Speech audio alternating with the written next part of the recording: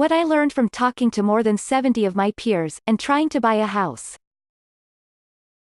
When I was younger, I wanted to be like Khadijah James when I grew up. She had a really black-sounding name like mine, ran her own magazine business, was not too girly, remained down for the people, achieved what she wanted, was loyal to her friends and had a fine man.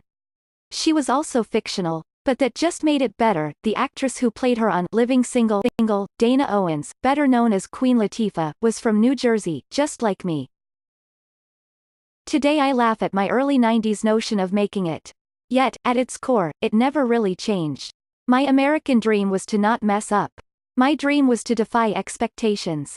To be unpredictable, to do something better and something more than my ancestors did. The American dream, the idea that anyone can succeed through hard work, is one of the most enduring myths in this country. And one of its most prominent falsehoods. As I entered my 30s, still navigating what achieving the dream would mean, I wondered what other Black millennials were feeling. I wanted to figure out what my generation of Black Americans thought about the promise of the American dream and how we can attain it. Over the course of several years, beginning in 2014 through last year, I spoke with more than 75 people in their 20s and 30s from places like New York, Rayford, NC, Jackson, Mississippi, and New Orleans. They were Americans from various parts of the African diaspora, class backgrounds and sexual identities. Many of these Black millennials told me that their dreams can't be realized in the same ways as others can, particularly their white counterparts, despite perceptions of equality in this woke generation. They were frustrated by the reality of limited opportunities, and also frustrated that many people, including Black people from different generations, didn't understand why we couldn't just pull up our pants, find a job with our fancy degrees and be happy. I had many of these conversations at a time when unarmed Black men and women were being fatally shot by the police, which led to social movements, many led by people in my generation. But after it was proclaimed to the world that our lives mattered, as video after video of young Black people being harassed continued to circulate widely, it often felt like opportunity and even justice would never be ours to claim. Today, young Black Americans are not being chased down by dogs. We don't have to fight to use the same restrooms and water fountains as people who don't look like us. But we're still tired of having to prove our humanity and trying to make sure that America makes good on its promise. I'm an early millennial or, as some people put it, an old millennial, meaning I am among the first of the generation that has come to be defined by this term. I attempted to claim a piece of my American dream through homeownership, and quickly I saw how much of a falsehood that dream could be. I bought my first home in August 2005. I was working as a production assistant at a television network and was excited that I would now have a visual marker of success. I was 25, just a few years out of college, and everything felt possible. At the time, I was making $28,000 a year, nothing much, especially when you live 10 minutes away from Manhattan, but credit was free-flowing, and I qualified for a $250,000 no-doc adjustable loan. It wasn't a lot, but with some savings and some money that my mom and great-aunt promised to give me, a privilege a lot of Black people don't have, I knew I'd be able to make a 20% down payment. Almost all of my closest family members own their home, my grandparents, my great-aunt and, most important, my mother. She bought her home several years after I was born and constantly talked about how tough that was to do in the early 1980s as a single woman. She was always clear about the importance of owning your own things. It meant having control over your life, it meant freedom. So back in 2005, it seemed like a good idea to buy an apartment.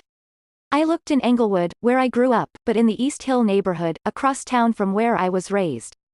My mortgage broker told me I needed to get out of my adjustable loan in 2 years and get a conventional mortgage. She sort of warned me it was a bad deal, and I could understand why. But she didn't warn me against doing it at all. She was Black, middle-aged and seemed to take a by any means necessary approach to Black people owning property. I understood that, too. I marched up to my new, small, one-bedroom apartment on the hill, satisfied. It felt as if I'd broken barriers. But when I got a notice in the mail about 5 years after I closed, I felt dizzy. It was not long after the financial crisis. The letter said that my mortgage company had been charged with giving subprime loans to Black and Hispanic people around the country and asked if I wanted to join a class action suit. I had most likely been the target of predatory lending. I had known from the start that my income could make me a target. I'd heard the words of the broker. But because of my race, it hadn't crossed my mind. I was reminded of this moment years later, when I was talking to a young man named Blue who lived in Florida. He loved playing basketball, did well at his charter school and hoped to become a forensic scientist, the version of the American dream that rewards merit and achievement, his version of saving for a mortgage. His family had no resources to get him to college, though, and he took a job at a fast food restaurant after graduating from high school. He tried to enroll in a for-profit college, but the monthly fees got too expensive. He dropped out after he missed the third payment. We were talking by phone as he drove home from work one night, through Tampa. He was talking about the political climate and racism today. Not only do you have to worry, he said, about not having food to eat, but as a Black person, you have the added burden of just trying to make it home alive. And then he got pulled over by the police. The two officers, one Black and one white, pulled him over because they said he ran a stop sign.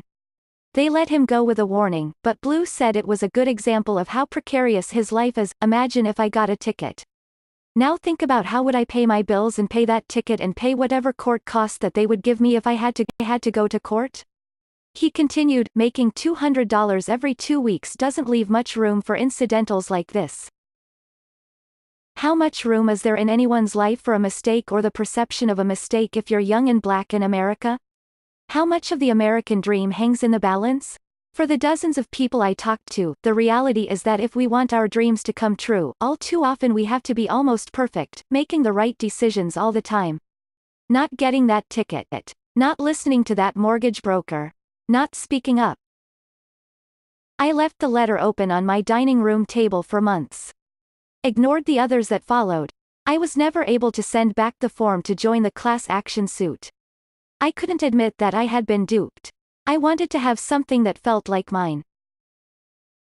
I know the history of this country, know the history of redlining, know how my grandparents were locked out of neighborhoods because of their skin color. But for some reason I was still surprised. I would say I was mad, but more than that, I was hurt that I had been lulled into some kind of false bourgeois comfort that had made me think that my life was different from my predecessors' lives.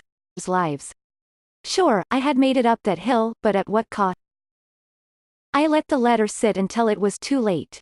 Years later, I got another notice. The mortgage company had decided to settle the discrimination case. It would pay a fee of several $100s to each homeowner who had signed on to the class action suit. Sometimes I'm still mad about that money I lost. I finally decided to put the condo on the market in 2018. My version of the American dream downsized and put on hold. I sold it for far less than I paid in 2005.